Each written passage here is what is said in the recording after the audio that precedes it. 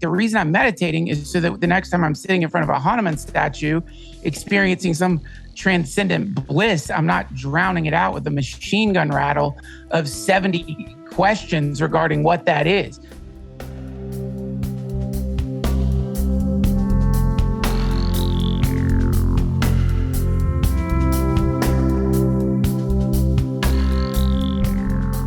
Hi, Duncan. Hey, how you doing? Good to see you. Good to see you too. Good to see you, David. Can you hear us okay, Duncan? I hear you fine. Do I sound okay? Yep. You do. Yep, we're all good. Beautiful. So just to give maybe many people know the antecedents of the Be Here Now podcast network, which is in its 6th anniversary. We have a whole program going around for its 6th anniversary. And so this is a oft repeated story, but it's worth, especially given the anniversary of the network. Duncan, who had known about Ram Dass from early age through his mom, and then and sort of ignored it for a while, then came back to it, and then eventually found Ram Dass and a way to speak directly to him, because Ram Dass used to do Skype, individual Skype sessions, which he did, and got inspired enough to write to info, because he didn't know who I was, and say, you ought to do a podcast, because you could just take some of Ram Dass's talks and introduce them, and it'll be very popular. Well, 6 or 7 years later, I think we started before the network, actually. Here we are with this extraordinary network with such a robust platform of listeners, and now includes people like Alan Watts and Jack Cornfield, Sharon, who was here earlier today, Sharon Salzberg, Joseph Goldstein, and David Nichtern, who just joined about a year ago, I think. Yeah. That is such, I will never accept credit for that. That's like, there's radio, and then TV comes, and your friend has a radio show, and you say, maybe you should do a TV show. It's not really like anything that I did, but I will accept I'll accept whatever that is. It just didn't, you would have done it no matter what. No, I had no idea, even though I had been in radio and I knew enough to know what it was, but there was a modus operandi in many different ways that you forget. You took me through, gave me the exact names of all the equipment that I needed. Oh, it's very complex. Yes, it is. I know. You need a microphone and a computer. I think I probably told you need a microphone and a computer. It was a big inspiration at the very least, okay? Okay, thank you. I'll accept that. Yeah, it is. And I'm still going to call you Guruji, absolutely. Okay. All right. So, but what happened is, and then Duncan came along to retreats in Maui and met Ram Dass. That's a whole other story. And as he did that and talked about it on the Duncan Trussell Family Hour, many, many, many next-gen people started coming to the retreats and introduced, Ram Dass was introduced to a whole new segment. And that changed things up in a big way, because that's what Ram Dass wanted. He wanted to make sure that these teachings and this information and legacy got out to the next generation on platforms that they were used to connecting with. And then Duncan slowly got into the rhythm of Hindu bhakti thing and dealing with the reality of what Neem Karoli Baba is. It was wonderful. Then one day, he turned on us. And off he went into this Buddhist thing, which he's never returned from, and we've never recovered. And this man... It's his fault. It's his fault. So you guys tell me what really happened there.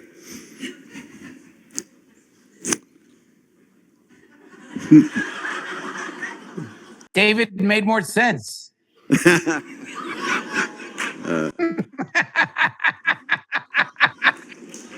All right, well, that's a good point. Now, I want you to tell me how David made more sense.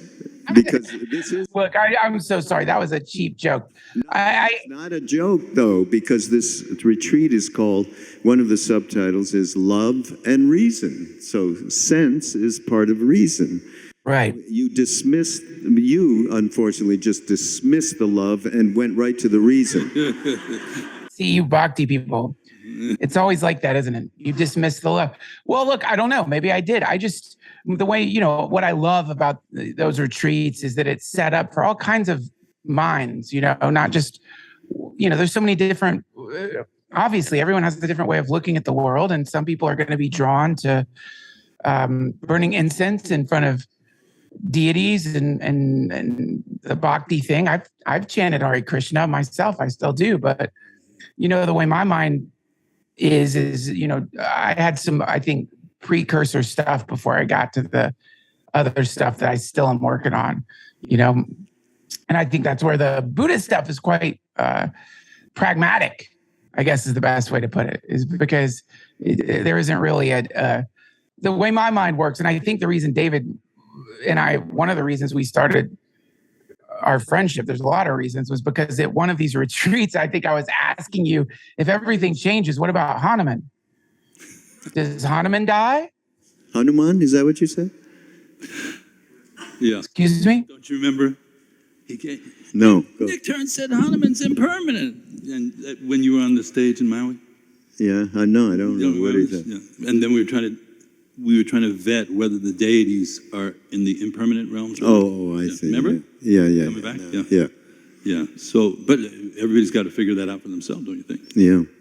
Yeah, I sure don't remember what your answer was for that. I'd love to hear it. What is the general answer when it comes from that worldview regarding the permanence of deities? I have no idea whatsoever. I also, when I went to India, like Ram Dass, I wasn't that into Hinduism and the myriad of gods and goddesses and statues and all of it. But somehow, after we were introduced to Hanuman, and particularly the Hanuman Chalisa, and a couple of the statues that were representing him that Maharaji had in his ashrams, I suddenly started... It was a connection that I could not put in words, but it felt good, so I didn't care. And then this representation, a statue of Hanuman that was Ram Dass arranged and was brought to Taos, New Mexico, where it resides today, and it was created by Siddhima K.K. Shah, Ram Dass's Indian brother. And it is absolutely extraordinary in its transmission, particularly of compassion. Yeah. And the way that I connected with that was beyond me thinking about, any of these kinds of issues in terms of, people say, well, it's a myth, isn't it? So what do you, I go, I have no idea. Except that when I sit and do the Chalisa in front of that statue, there's a deep connection that happens. And whenever I do the Chalisa on a regular basis, but in times of trouble, Mother Mary comes to me through Hanuman. That's beautiful. Yeah, I think you would be. I know exactly what you're talking about. When I was younger and started going to the Hare Krishna temples, I felt that what I don't know what that is, and certainly in front of the retreats, sitting in front of the Hanuman deity, you experience something that's so profound and beautiful, and honestly, like it's a prerequisite for you to enjoy the effect of whatever that may be. The thing has to be eternal. I think you're setting the bar a little too high, right? Like, who cares? I don't know. Does he get old? I don't know. Does his body break down like human bodies break down? Is there entropy in that world? That's how my mind works, which is why it's nice just to meditate so I can learn how to not get stuck in those. And it put down there. Yes. Well, Hanuman, maybe eternal, or might be that it's temporal. And you're just meditating because, the reason has really encouraged you to that, becomes a path that you can grasp. Right? Yeah, no, I didn't mean a left. I mean, like, the reason I'm meditating is so that the next time I'm sitting in front of a Hanuman statue, experiencing some transcendent bliss, I'm not drowning it out with a machine gun rattle of 70 questions regarding what that is. Can it be quantified? What if I invented a device to measure it? Can we measure this? Is there a way to understand what it is? Maybe it's a potential power source. Can we power our homes with it? Is this some kind of, you know what I mean? This is why meditation works as a nice, creating some space so that when you are lucky enough that you might be experiencing that, you can let your mind prattle on about that stuff without being swept into one of those questions. And suddenly you're writing some essay about the Hanuman, new element or something, some ridiculous short story or whatever. This is why I think the two work very well together, even though within, if you want to break it up into two categories, those two categories, you do find some wonderful pushback. I always loved that Ram Dass would bring the Bhaktis and the Buddhists together. And I always enjoyed the many hilarious, never-ending conversations, like the one Ram Dass would have with Roshi Joan Halifax. I mean, I can remember sitting at the table when you brought me over there, and Ram Dass said, this is just my fantasy. And Roshi Joan goes, finally, after all these years, you admit it. And I realized, oh my God, this playful communication between them has been going on for their entire lives. And I think there's really something beautiful in that, and that whatever that is beneficial for these two things that seem like potentially different sides, but they're not really that different at all. Yeah, we're just right, but that doesn't mean anything. Your thoughts? Well, I had a nice conversation with one of the people here yesterday, and I asked him, do you follow the path of the heart or the path of clarity? And he said, path of the heart. I said, try the other one. And I think these particular gatherings that we have illuminate both the path of the heart and the path of clear seeing.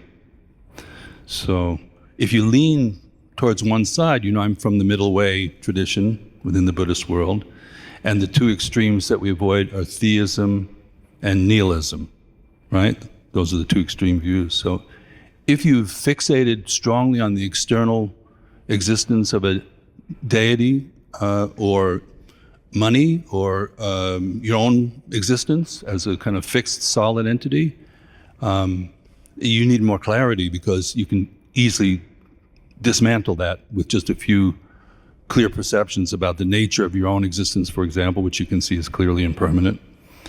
This gathering is impermanent. We're getting more and more impermanent every minute. So impermanence becomes, but if you attach to the impermanent side, then it becomes nihilistic. And, there's an attachment to the negation. So I don't think there's any discrepancy at the end of the day, but it depends on the individual practitioner and what they're working with in terms of their own mind stream. And for some people, just dropping the intellectual paraphernalia and just finding something they can really connect with through the heart and love is really a great path, really beautiful. And so I've been enriched personally by these gatherings. I'm very grateful to Raghu and KD and Ram Dass because I feel there's a nurturing energy here and everybody's welcome. And I personally have felt welcomed and included. So I think that's the biggest picture. Within that, we're trying to find a way to be. I think isn't that what we're all sharing? Finding a way to be, a way to be genuine, a way to be have a good human life. And that's by far the most important umbrella dimension of it. So that's what I would say. And that's pretty much what we are, the theme of the retreat, that what David just expressed really points to it, I believe. You know, Bob is here. Bob Thurman. Duncan, you remember Bob? Yeah, of course. Yeah, I love him. Yeah. He's been a lot of fun and a lot of wisdom at the same time, which is what he is. But so everybody here, I want to introduce to Duncan that letter that Bob read yesterday.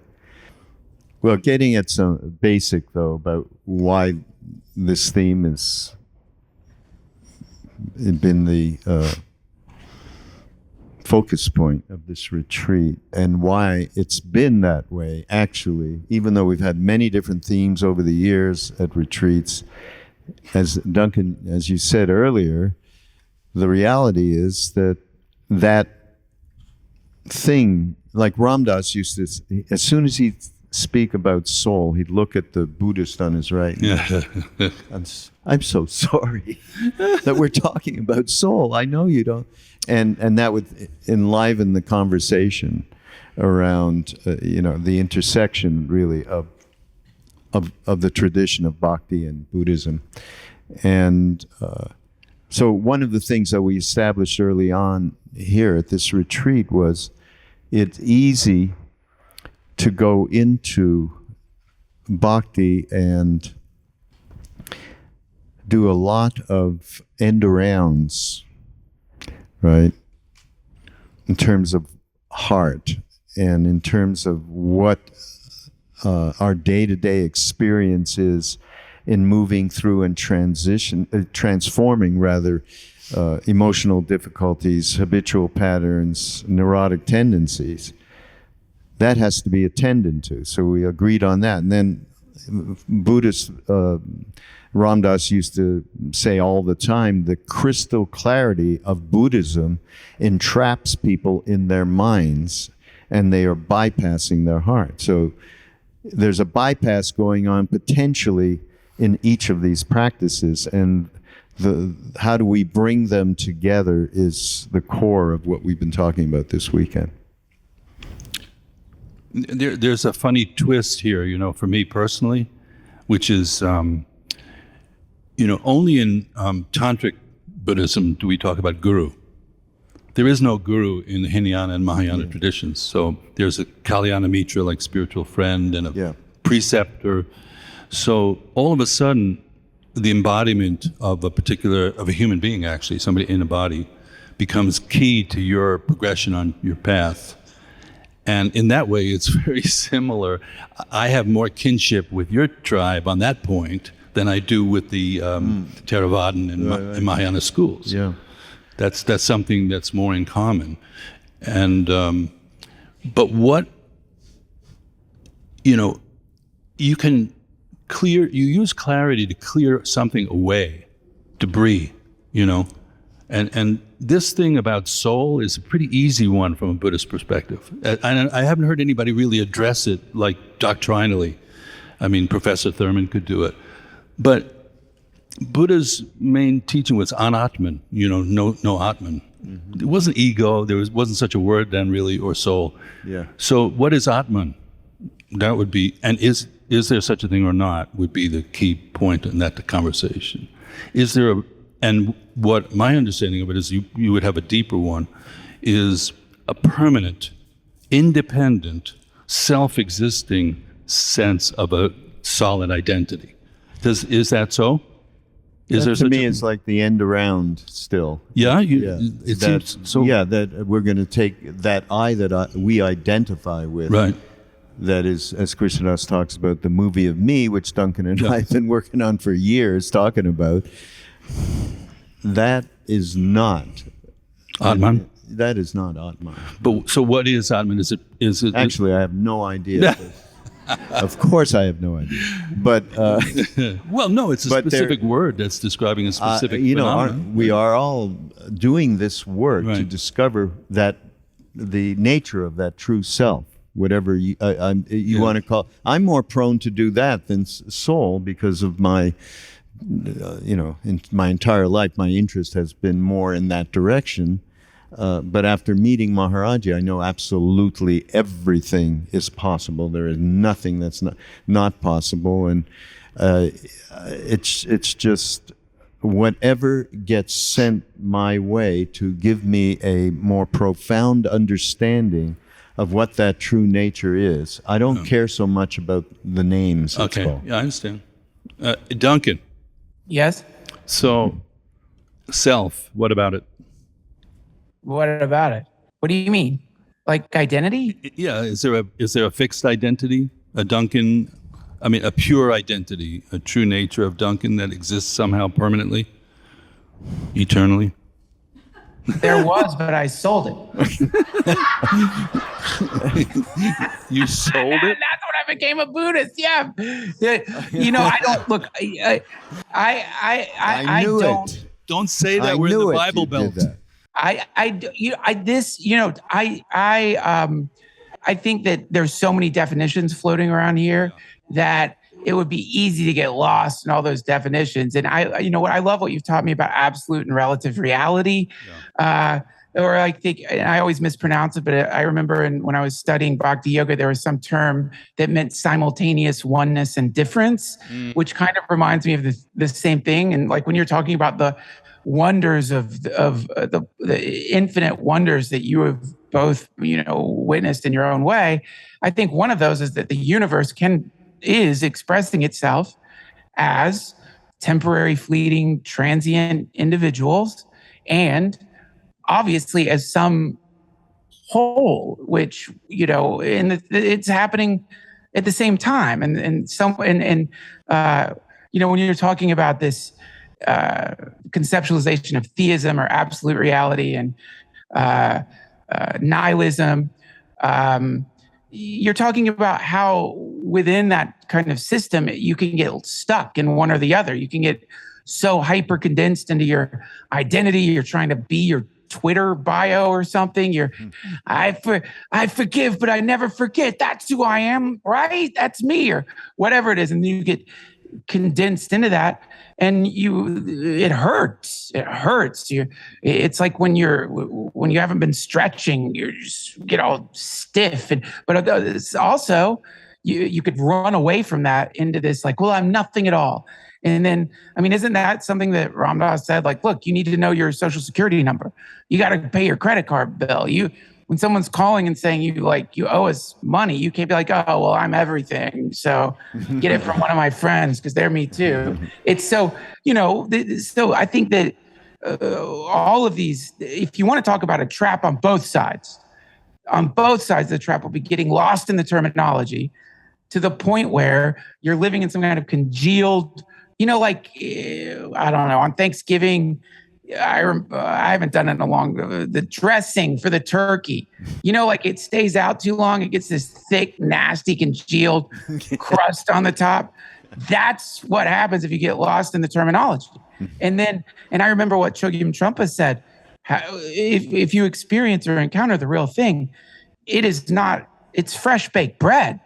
It feels like something coming out of the oven. It's just good and fragrant and good. This is how I feel playing with my kids.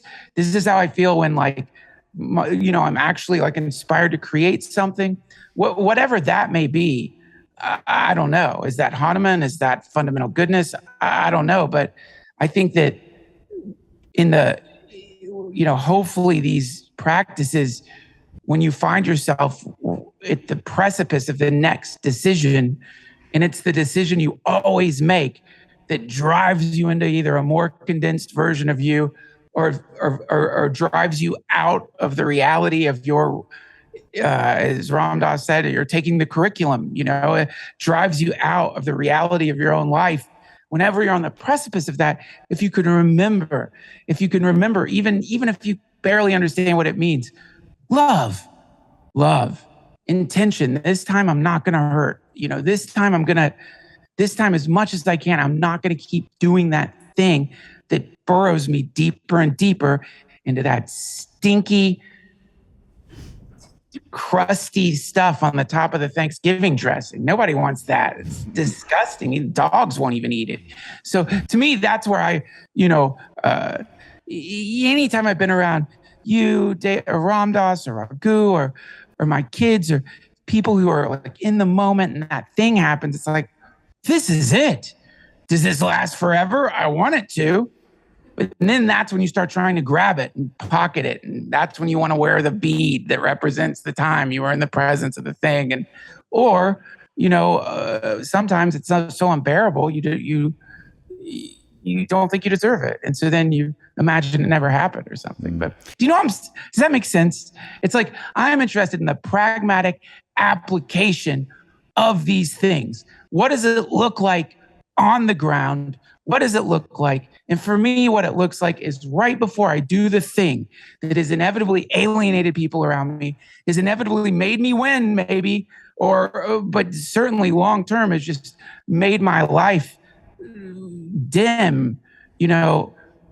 Anytime these teachings like help me stop doing that, even if I still continue to do it, but less, this is where it becomes really interesting to me, because that's when stuff really starts lighting up. That's when you really see Einstein's hippie love light everywhere. And that's, to me, where this stuff really makes sense. Yeah. One other great, Bob's definition of love is worth mentioning right now, which is the will to make others happy. Yes. That is the big deal to me right there, because that's the action. That's getting out. It's what you and I have been talking about as Krishnadasa's movie of me all these years. It's the action that takes you out of that, what Bob called today, the addiction of me, actually. And so it entails a being in that place and an action, a will to make others happy. Yeah. Intention. Hey, David, remember that time we were doing that class? It was one of my worst experiences in the spiritual universe. We're speaking of addiction to ego. We're doing this class, or you were doing a meditation course, and we were doing a podcast or something. And at the time, I was really edgelording. And you said something about intention. Do you remember this? And I said, I don't think intention matters. And I think you said, do you remember what you said to me? You said something on the lines of, that's really dumb. And it hurts so bad. And because you were right. And it hurts. And it hurt. But I do love that. The intention of love, or however you want to, if you don't understand love, the intention of like light, enlightenment, lightening up, the intention of helping, whatever it may be, replacing that ego addiction thing with just in that moment, like, how can I help? There must be something I could do here to help. Wow. That's to me, that's the mantra, or that's the feet on the ground thing. If you've managed like me to really work yourself into some pretty, dark places, probably over the course of infinite lifetimes. I'm sure I was robbing graves not that many lifetimes ago.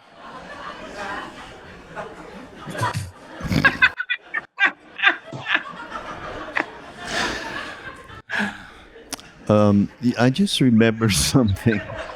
I'm changing the subject back to Hanuman, by the way. He's right there.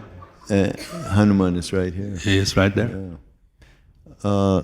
I just remembered, it's something Krishnadasa and I have noticed, that when we were first going to Kenchi, where Maharaji, the temple, was in the Himalaya, it's no longer there. They took it down or something, but over the arch of the entrance, it said, the Advaita Neem Karoli Baba Hanuman Temple. Non-dual? And we were like, non-dual Hanuman? How did that happen? And I am assuming very, very purposeful by Maharaji. And so that gave a whole other insight into what that representation is of Hanuman, the monkey god. Non-dual. So when you're talking about does he decay and die, or is it eternal and it's non-dual? So that gives a little bit of a hint there, and maybe more of a hint. This is just what I was just thinking about, my own predilection for feeling connected to this monkey. It's been amazing all these years. So, right, that's where the Buddhist and Bhakti thing, he put it on the sign, basically. On the sign. It's on the sign, yeah. Mm. It used to be, anyhow. Yeah, so just to maybe create a slightly different envelope for the conversation. A slightly different envelope. The realm of thought, discursive narrative thought, which is where we spend arguably 99% of our time. I mean, just simply looking at that is, what are we doing most of the time thinking, right? About this or that or the other thing. So in Buddhism, that's called the sixth consciousness. First five are just the sense perceptions, the way they are. So when you see something, you don't need to develop a narrative about it in order to interact with it in a very pure way. It's called pure perception. And the simple practice of somehow reducing our addiction to that discursive mind, either through devotional practice or through, mindfulness type of practices, awareness practices, and not to try to annihilate it or destroy it or think of it as a problem, but it's just like an overgrown thicket. And I think, can everybody relate to that idea that the discursive mind is like really thick and heavy and creates a lot of stories that we get trapped in? Just a simple way of looking at it. Mm. So we start pruning that one way or another. And if you can do that without thinking of it as a bad thing or something that you have to repress, that's really good. That's the right way to do that. But just to see the space element in it, the spacious element in it. And that really requires somehow or other slowing down, because it has a lot of speed. The way our discursive mind is sort of goes, it has a lot of inertia, right, and momentum and speed. So some kind of practice where you settle. And then, the way that the mantra's role here is you're bringing your mind back to the mantra. The mantra means mind protection. So the way we're doing the mantras in the evening is just to keep your mind sort of circulating with the mantras. And if you get lost in, I forgot where my car is parked, and I'd have to be back in, Virginia tomorrow morning, and I'm going to miss my plane, and Hare Krishna, Hare Krishna, Hare Krishna. You come back. And I told KD one time, I said, you're really teaching shamatha style practice there, because you're saying bring your mind back to the mantra. And shamatha, the object of the meditation doesn't have to be the breath necessarily. It could be anything. It could be a mantra. It could be a visual cue, any of the sense fields. So I just think there might be a universal way for us all to just go, let's settle in a little, agree that we're moving too fast as a culture, and create some kind of restabilizing practice. And that could be pretty broad and pretty simple. No? Yes. Yeah? Mm-hmm. So, we're ingesting here a lot of ideas from a lot of people. And I know this morning everybody sat a little bit, yes? Did you do some sitting practice? Just sitting? Yeah, how did that feel? We should do that regularly as a group, right? Just make sure that we're leaving some space to just be and experience each other, and the warmth of getting together as friends, Sangha. That transcends really anything we're going to characterize here, in my opinion. Yes.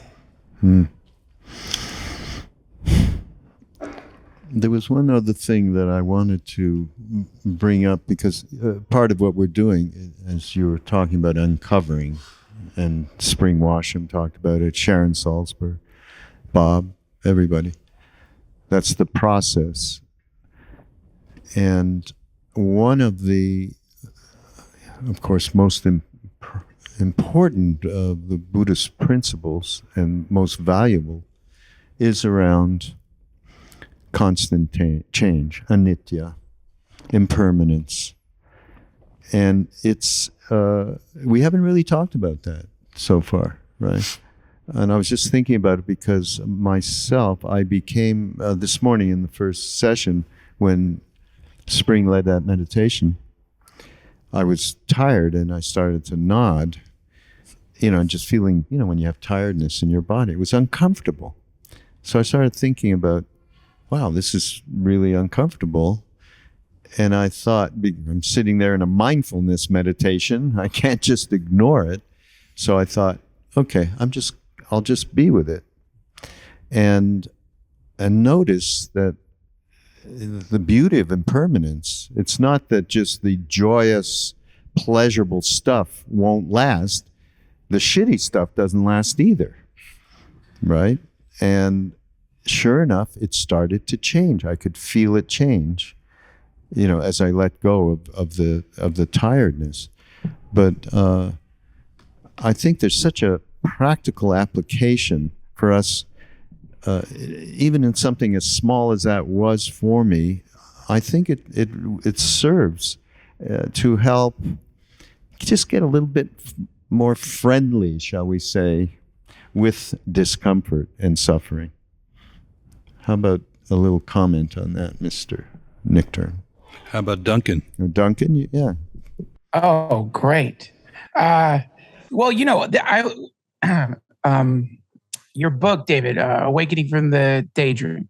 I love it. It's the Buddhist wheel of life, but, not just looked at literally the realm of the gods, the human realm, animal realm, jealous gods, hell realms, but also how we cycle through those throughout the day, and since I've read that book, I've gotten into some of the traditional scriptures, and the depiction of the realm of the gods and the hell realms are interesting in that there's this change seems to be happening in a slower way.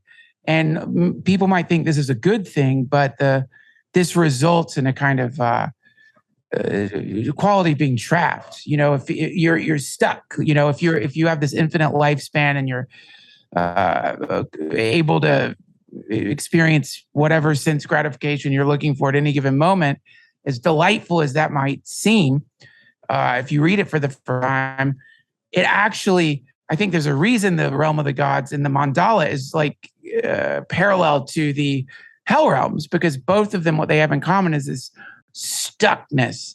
The thing that horrifies people, change, or that can be so terrifying, is actually start removing that or slowing it down, fulfill the transhumanist dream of becoming an eternal being or turning your brain into silicon or something like that.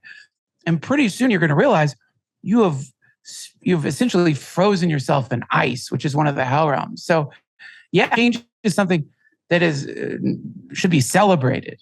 And, and I do think that this is where the headbutting will start between the Bhaktis and the Buddhists, is because a Buddhist might say, look, really, you have this unchanging eternal soul? You want that? That's bad news. You're trapped. That's stuck. You're like Han Solo in the whatever it was, that thing Jabba the Hutt put him in. You want that? You don't want that. You want your soul to get old, fat, start losing its hair, and eventually die, or you are in trouble, man. You don't want the thing to go on forever. So I think, change as something that is not only just to be celebrated, but without that in every quantum aspect of what we are, then that means that we are essentially trapped in hell. There is no possibility of anything other than whatever this eternal, unchanging thing that people call the soul, which isn't actually good news. Let's hope that's not the case. Duncan, without using any of these, triggering concepts, that people might think of a certain way, just a simple Buddhist analysis would be that the source of suffering is grasping and fixation. That's what creates suffering. Just if you just take that home, when you grasp and you fixate, you create suffering down the line. And it doesn't matter what you're grasping or fixating onto. But within the relative world, it's better to grasp and fixate onto sort of more positive things. Right. If you're going to grasp and fixate, why don't you grasp and fixate onto the idea of being kind or being gentle or being compassionate? Also, and I'm sorry, I know Han Solo is triggering to people. I'm sorry about that. But the other, in thinking about this stuff, I imagine if people were more aware of the transient nature of things and the ecological disasters that are happening, even though sadly they're happening faster and are exponentially going to happen faster. Imagine if we had the capacity to see the way these systems are changing, because if you aren't looking at graphs or grids or a series of pictures showing like shrinking glaciers or whatever, you might not even recognize how quickly things are changing. And in that lack of recognition or ignorance, then you aren't quite as motivated to act, to do something. And obviously, it doesn't just apply to the environment; it applies to the interpersonal environment in your own life and to your body and to everything. Like this is, in general, when you hear qualities of someone who has been given a terminal diagnosis and is close to death, it's very rare that you hear someone say, "Oh, they became a complete jerk. Oh, they were horrible. You didn't like." When people are close to death, they just become so mean. I know it happens sometimes, but my experience with it has been this clarity, this lucidity, this, I don't want to say seriousness, but a sense of like wanting to get into the truth as quickly as possible appears. And so if that appears because someone is close to dropping their body, and they know it, then really that would imply that if we became aware of that prior to the diagnosis, then maybe that would inspire a similar kind of way of being. There wouldn't be such a attitude of procrastination when it came to getting down to the point of things. So I hate to be, because I want to address, you brought that topic up, and it's probably more accurate to include, when you talk about impermanence, the notion of continuity as well. That's the dance, because the word tantra, gyo in Tibetan, means continuity. Something is continuing. Mm-hmm. That's where everybody could sort of, with clarity of mind, you see there's no real discrepancy between the idea of continuity and the idea of impermanence. Mm. But what is it that's continuing is what you were saying. That's what you're trying to find, right? Yeah. At the beginning, weren't you saying that? Yeah, in simpler terms. Yeah. I'm not, continuity, I mean, that's a big word. Yeah.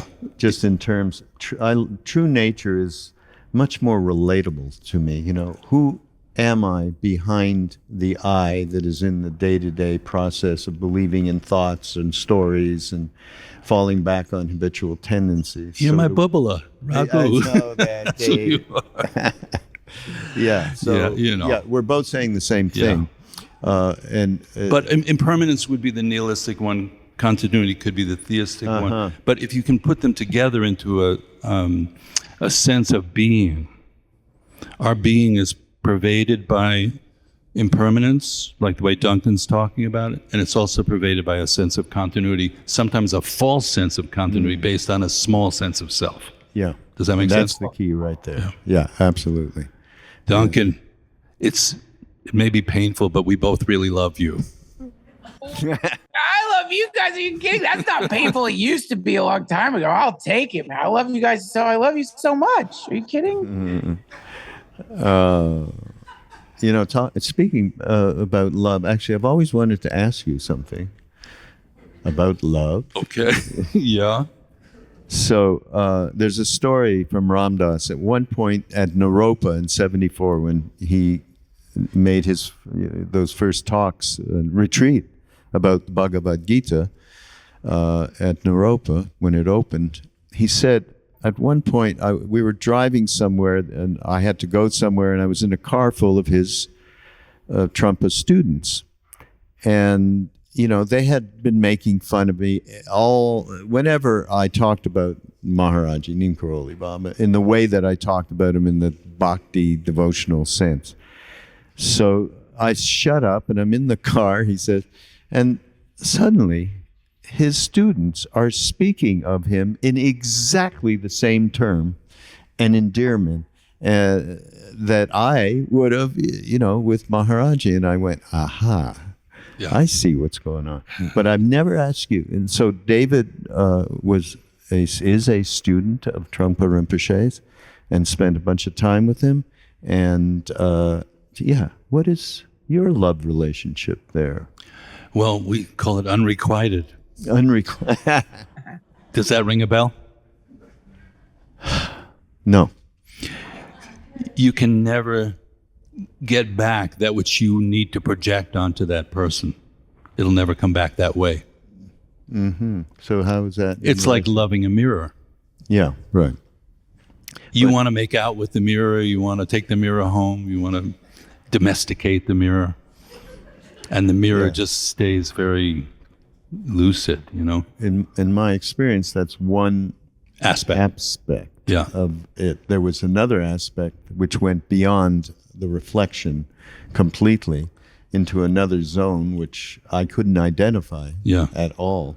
So I am sure that zone was going on with Trungpa, no? Well, I mean, this is, in a way, I feel like we've been waiting years to have this chat, you know? It's so great. We haven't had it. Yeah. But, I think it would be undying and unconditional love that mixes with the heart at the level of relational love. You know, this is the funniest person, the most delightful person, the most challenging person, the most enduring person. Even if they die, it doesn't seem to matter all that much. I think that's a similarity. Trungpa Rinpoche, in Vajrayana Buddhism, you do a guru yoga practice where the guru is sitting on top of your head, but is facing this, or she is facing the same way as you are. So it's like the mixing of the minds. And at that point, I think the non-dual, the Advaita thing is like, that's it. Could you say that, you know, that Maharaji is really a separate thing at this point in your life? Isn't it part of your fabric too? Yeah, no. That is the absolute truth of the Advaita part that was on that sign. It's not a me and you. There's the polarization is gone. But the vehicle for that losing the polarization is the Guru Yana. Because only a human being can really show you that. Yeah. But I mean, you can make a leap. Some people have made this leap and somehow risen with this complete non-dual understanding of reality. Very few. But very few. Yeah. But in this, that's why what we got back then, which was the grounding in Vipassana particularly, because we were all going to those courses, and how he used to encourage, and Krishnadas told the story of the other day of him. He had a notebook and he had written part of Mahamudra. Did you hear that? You heard that? Yeah. And then he had it translated, and Maharaji said, "Teek, that's right on." And then to turn the page, it wasn't a stamp. Krishnadas can't remember some of these stories. I was there. There was a picture of him. Okay, and that's when he said, "Who's that?" And we were like, "Huh? It's you." He goes, Buddha. So we had, from the earliest stages of our, shall we say, training with him, in the earliest stages, that became a prominent aspect of what it was that we started to embody. Right. And now here we are with all of Ram Dass's best friends were Buddhist, okay? And we all had relationship with them as well. You know, I was with Joseph, introduced me to Manindra back in that day at a course in Bodh Gaya. So to have that as a nutshell, and I think, I do believe we've been sharing this in retreat for many, many years, and we sort of have brought it out of the closet a little bit. Duncan? Yes. Are you with us? Yeah. What? Yeah, I'm with you. I mean, I love it. That was beautiful. I love hearing y'all talk. It truly one of my favorite things with these retreats is just eavesdropping, these conversations between Bhaktis and Buddhists. There, you all are like just infinitely trying to unravel whatever this thing is, and it's just it could be a sport almost. It's really cool to watch. I love it. It's wonderful.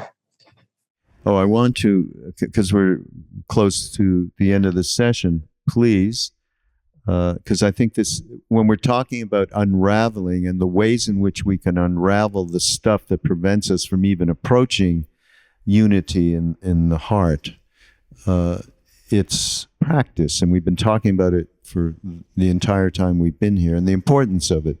And I just wanted to mention, David has some wonderful courses coming up that please do let us know how we can access them. So just in a nutshell, and by way of inviting all of you, the platform we've created is called Dharma Moon. So you can go to dharmamoon.com. It's all happening there. And what we have starting is a mindfulness meditation teacher training program. That's 100 hours. It's 5 weekends. It starts October 1st. You can take the first weekend as a standalone. It's a good overview. And our goal is just to get people grounded into the basic practice of mindfulness meditation as the foundation for anything else that we're going to talk about. Yeah. So, absolutely. and how to communicate it skillfully to other people without getting them more confused than they already were. That's the sort of target of the program. And Duncan has helped us to. There's just been a natural synergy in the people who are. He has a weekly meditation, and Duncan and I are going to do an info session on Wednesday at 6 p.m. See it right on the front page of dharmamoon.com. And if you're interested, we'll tell you more about that program. Everybody here be completely welcome. And I don't think you have to think of it as, now I'm betraying the Bhakti and becoming a Buddhist. Oh, he sold his soul. He admitted it. Come on. But it's true that mindfulness is a foundation that's good for the whole family, and good mixer goes with everything. Yeah, no, absolutely. Just stabilizing your mind a little bit, So you're all welcome to just check out dharmamoon.com. You'll see the whole thing. And I want to thank Duncan, who it's like picking up a hitchhiker and then you realize that they're part of your family. That's good. You got a cigarette, man? I'm your brother. So, in both these traditions, loyalty is a really important quality in the Sangha, and that we just help each other out and have some kind of, even through rough patches, So I really treasure these retreats, and Raghu has been the glue, in my estimation, holding this together. And through a very difficult transition, which is Ram Dass passing away. And what's interesting, you and I were talking about it, it's expanded since then, which is, and I shared with Raghu, there's this phrase in the Buddhist world, when the guru dies, they say that person enters the action. They become more accessible. I love that. Yeah. So if you were looking for Ram Dass, it's all over the place. If you're looking for Maharaji, if you're looking for all the saints and siddhas, they're right here with us. Even Hanuman has been right up there for most of the talk that we've had going on here. So, we're not isolated. We're part of a much larger fabric. And so thank you, Raghu, for including me in that. Thanks, David. Appreciate it. Thank you. Can you just tell me one thing before we leave? Yes. This concept of loyalty. Yes. And what is that called? I've never really heard that. Well, I guess people would call it devotion or commitment. That you don't be too fickle. And don't give up. Like my teacher said, I never give up on anybody, ever, at all. Trump? Yeah. Really? I never give up on anybody. So, of course, we're showing each other our inner Gedarim and our dirty underwear and all that stuff. So you could go, this person's not worthy, or they pissed me off, or something like that. But if you're in a Sangha together, you have to transcend that. So that's what I mean by loyalty. That's right on. Sentiment, for sure. Duncan, thanks for being here. Thanks for having me.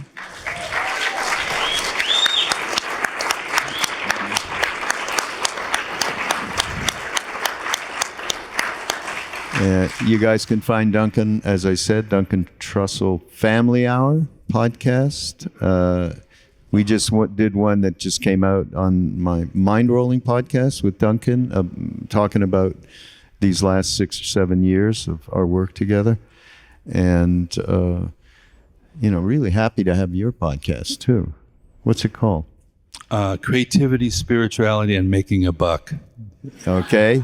Talk about practicality.